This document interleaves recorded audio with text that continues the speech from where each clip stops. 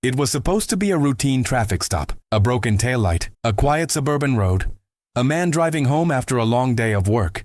But in less than 10 minutes, that stop would spiral into a constitutional nightmare, one that would cost an American city $2.6 million, and expose how quickly routine can turn into unlawful when bias takes the wheel. The man behind the wheel was a highly educated black engineer, born and raised in the United States. The officer who stopped him believed he was enforcing the law. What he didn't realize was that every word, every command, and every illegal decision was being documented, step by step, on video that would later become impossible to defend. "Sir, license and registration." "Of course, officer. And keep your hands where I can see them." The stop happened at 8:47 p.m. on a Tuesday evening in Brookside, a quiet mid-sized city known more for its tech parks than for police scandals. The driver was Marcus Reed, a 38-year-old mechanical engineer who worked for a defense contractor just outside the city limits. He had spent the last 12 hours troubleshooting a systems failure on a manufacturing line, and all he wanted was to get home, eat dinner, and sleep. Officer Daniel Hargreave had been on patrol for 7 years. His body camera activated automatically when he turned on his emergency lights,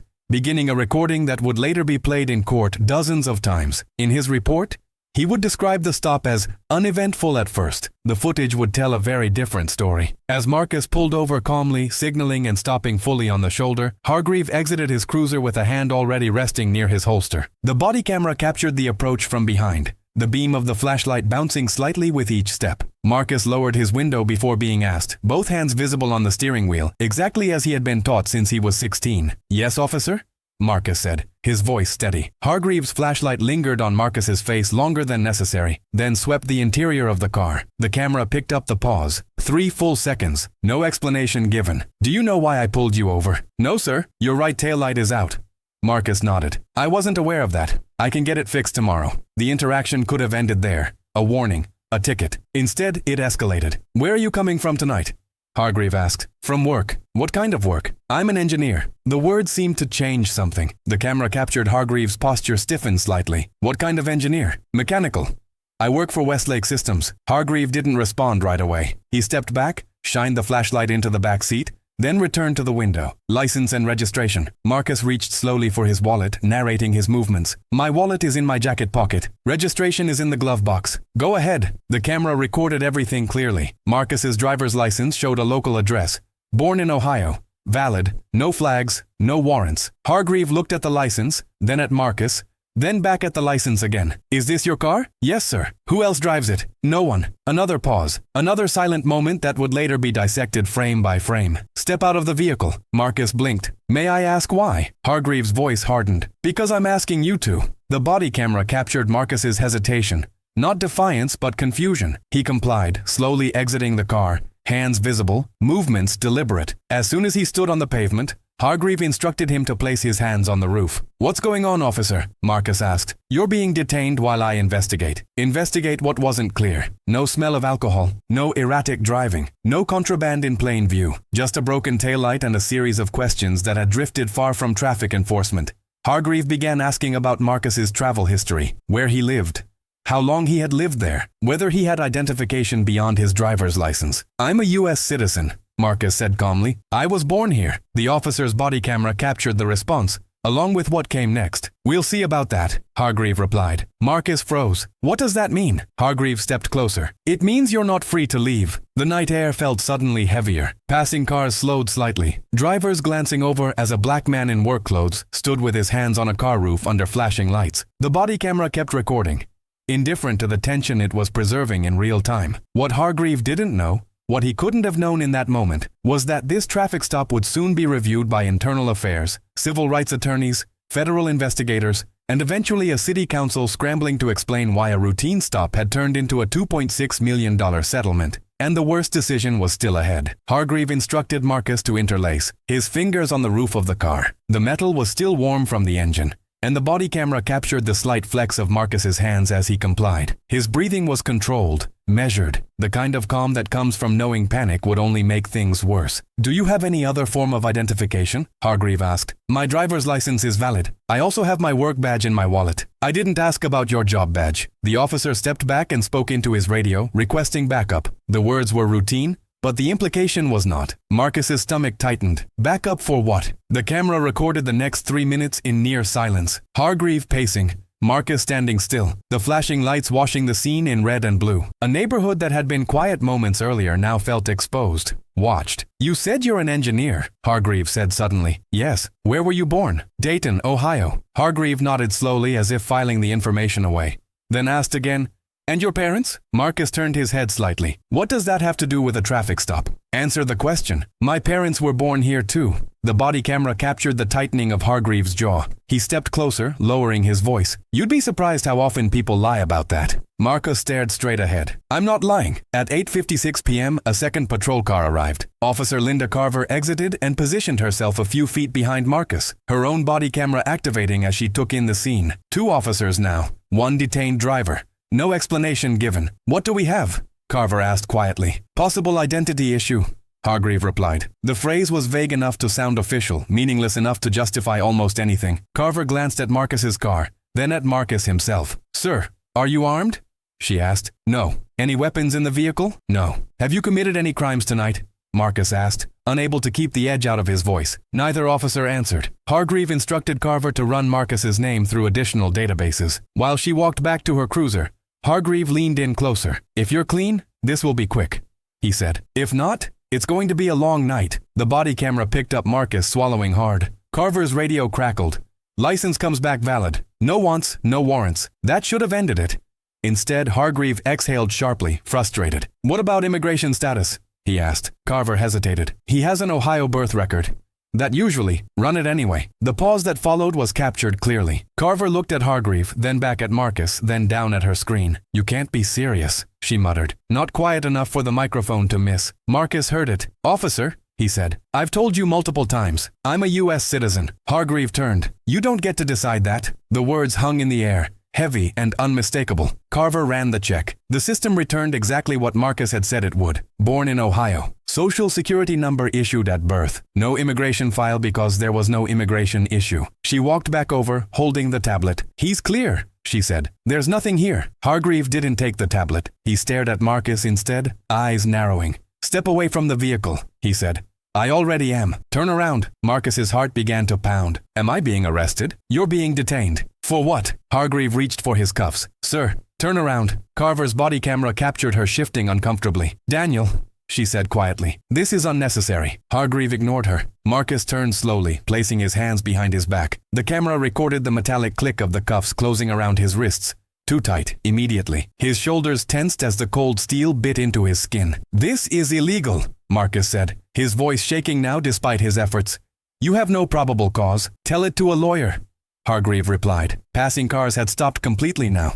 A woman across the street stood on her porch, phone raised, recording. Another driver shouted, "What did he do?" No one answered. Carver looked away as Hargreaves guided Marcus toward the cruiser, one hand gripping his arm with unnecessary force. Her body camera captured her jaw clenching, the internal conflict visible even without words. As Marcus was placed in the back seat, the camera recorded him twisting awkwardly, trying to ease the pressure on his wrists. "These cuffs are too tight," he said. "They're fine," Hargreaves responded, shutting the door. The car pulled away at 9:07 p.m. What should have been a 10-minute traffic stop had turned into a detention that would last hours. And somewhere between the flashing lights and the closing of that cruiser door, a line had been crossed, one that the city would soon pay millions to acknowledge. The recording didn't stop. The ride to the station took 12 minutes. 12 minutes of silence broken only by the hum of the engine and the occasional radio transmission. The body camera mounted inside the cruiser captured Marcus from the front, his hands cuffed behind his back, shoulders rigid, jaw clenched as he stared straight ahead. Streetlights passed in slow rhythm,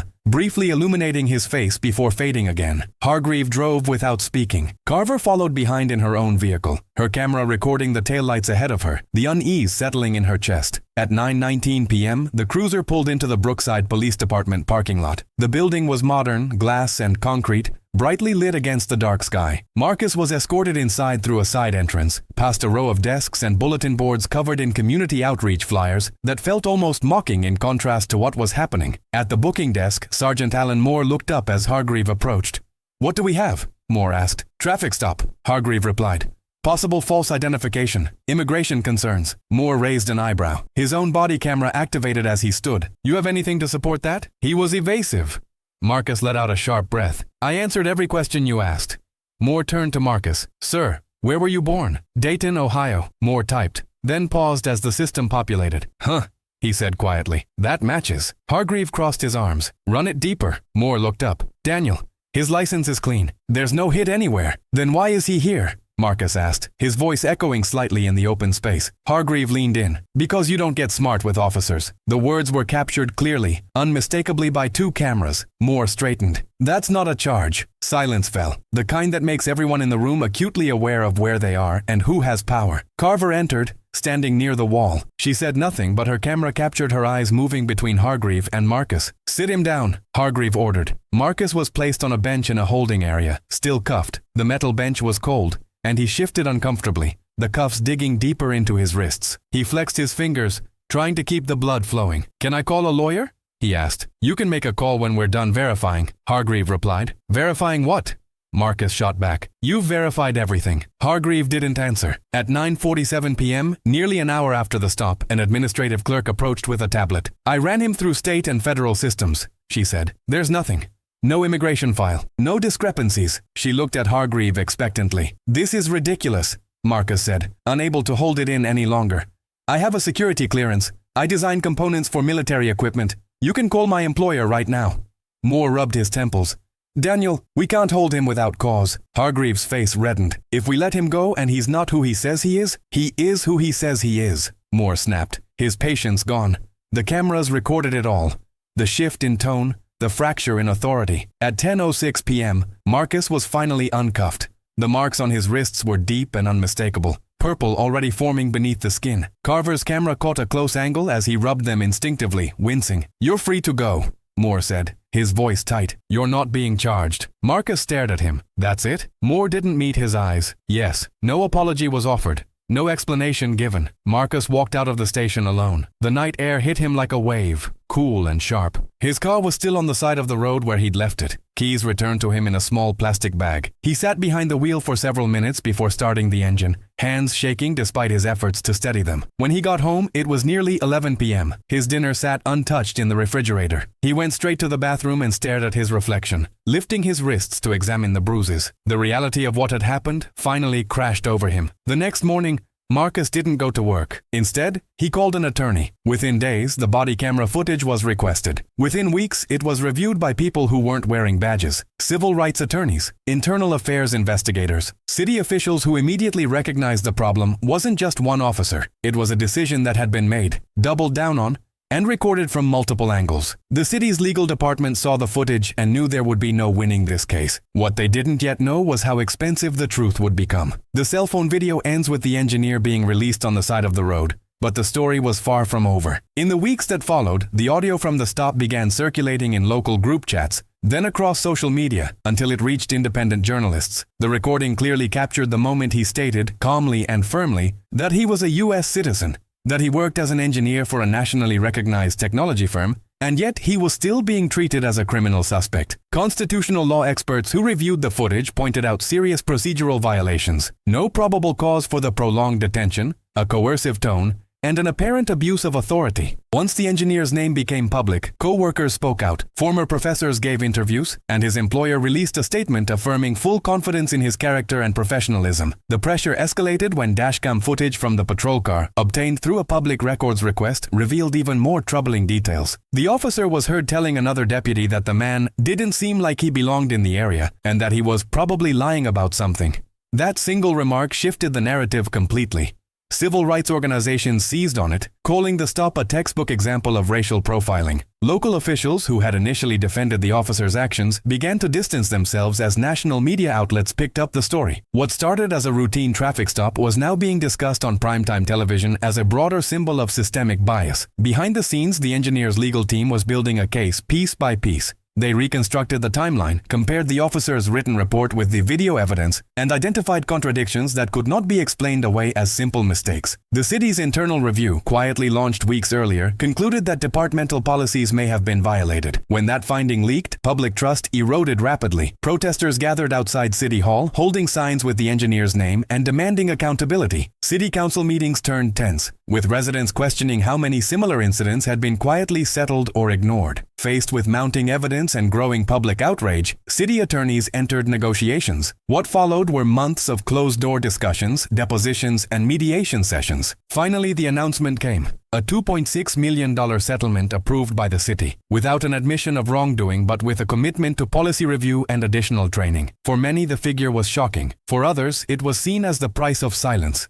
A way to close the case without fully confronting the deeper issues it exposed. The officer involved was placed on administrative duty, then later reassigned, a decision that drew sharp criticism from activists. For the engineer, the settlement brought a measure of validation, but not closure. In interviews, he spoke about the fear he felt during the stop, the humiliation of having his identity questioned, and the lasting impact on his sense of safety. This wasn't about the money, he said. It was about being seen as who I am. His words resonated with millions who had watched the footage and recognized the pattern all too well. The case faded from headlines, but the questions it raised remained, lingering long after the sirens had gone silent.